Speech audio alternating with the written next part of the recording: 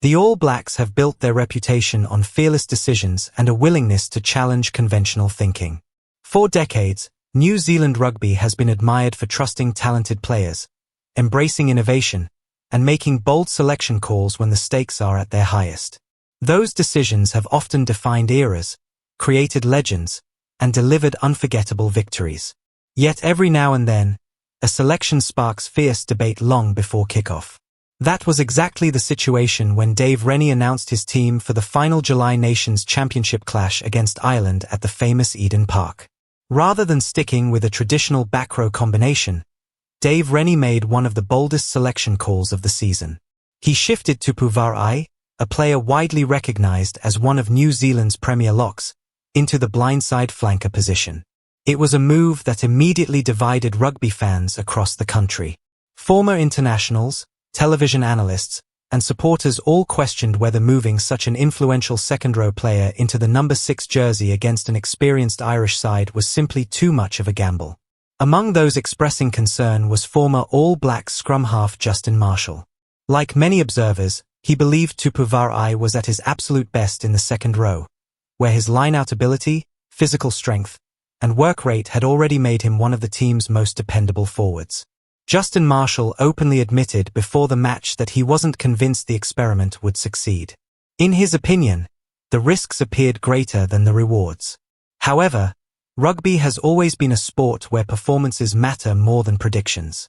Every weekend, opinions can change in the space of 80 minutes, and players have the opportunity to answer every question asked of them without saying a single word.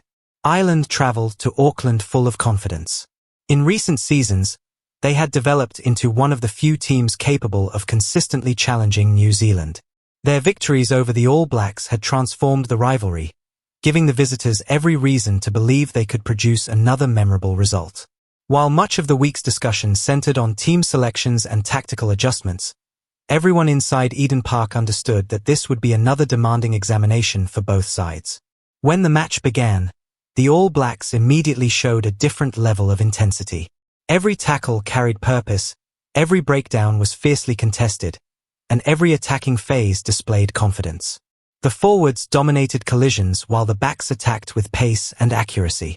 Right in the center of that impressive display was Tupou Vaa'i, the player many had questioned only days earlier. Instead of looking uncomfortable in an unfamiliar role, Tupou Vaa'i appeared completely at home. He covered enormous areas of the field, delivered powerful carries, made crucial tackles, competed effectively at the breakdown, and never stopped working throughout the contest. His mobility allowed him to defend wider channels without sacrificing the physical edge expected from a forward of his size. With every passing minute, Rennie's controversial decision looked increasingly inspired. As the game progressed, New Zealand controlled possession, dominated key moments, and steadily pulled away from Ireland on the scoreboard. By the final whistle, the All Blacks had secured a convincing 40-21 victory, producing one of their most complete performances of the July campaign.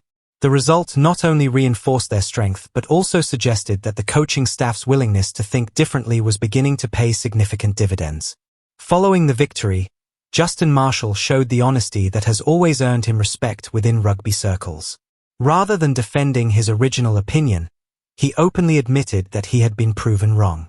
He praised both Tupou Vaa'i for embracing the challenge and Rennie for trusting a player in an unfamiliar role during such an important international fixture.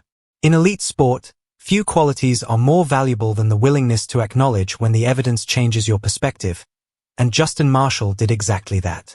The praise for the All Blacks didn't end there. Former All Blacks winger Jeff Wilson shifted attention toward another player whose contribution may not have received as many headlines but proved equally significant. That player was experienced lock Patrick Tuipulotu. The powerful forward had endured an extremely frustrating period. Injuries had severely limited his appearances during Super Rugby, and just when it appeared he was ready to return, another calf problem delayed his comeback once again. Naturally, many supporters wondered whether he would be fully prepared for such a physically demanding international contest. Despite those concerns, Rennie placed complete faith in the experienced lock. That confidence was rewarded almost immediately. Patrick Tuipulotu produced an outstanding performance, working tirelessly around the field while combining physical dominance with intelligent decision-making. He carried strongly, defended aggressively, crossed the try line, and provided calm leadership whenever Ireland attempted to build momentum. His experience became increasingly valuable as the match developed. According to Jeff Wilson, he initially expected Patrick Tuipulotu to play only around 50 minutes before Tupou Vaa'i returned to his more familiar locking position. Instead, the veteran delivered such an impressive display that he reminded everyone exactly why experienced international players remain so valuable, particularly against world-class opposition. For Jeff Wilson, the performance carried an even deeper meaning. The All Blacks know their next major challenge will come against South Africa, a team famous for its physical dominance and relentless forward power. Few nations can match the Springboks in collisions, line-outs, scrums, and breakdown intensity. Facing that kind of challenge requires players with size, strength, experience, and mental toughness. In Jeff Wilson's view, Patrick Tuipulotu has demonstrated that he remains one of the players capable of meeting those demands. He also highlighted several individuals who were effectively competing for long-term places within the squad.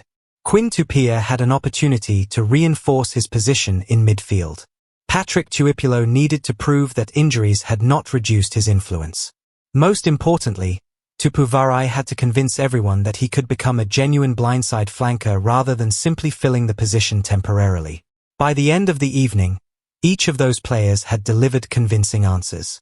Although Jeff Wilson cautioned against overreacting after just one outstanding performance, he admitted that Tupou Vaa'i had done enough to justify further opportunities in the number 6 jersey. Instead of viewing the selection as a short-term experiment, he suggested it could become an important part of New Zealand's future plans. His reasoning was straightforward. Modern international rugby increasingly rewards athletes who combine exceptional mobility with genuine physical presence.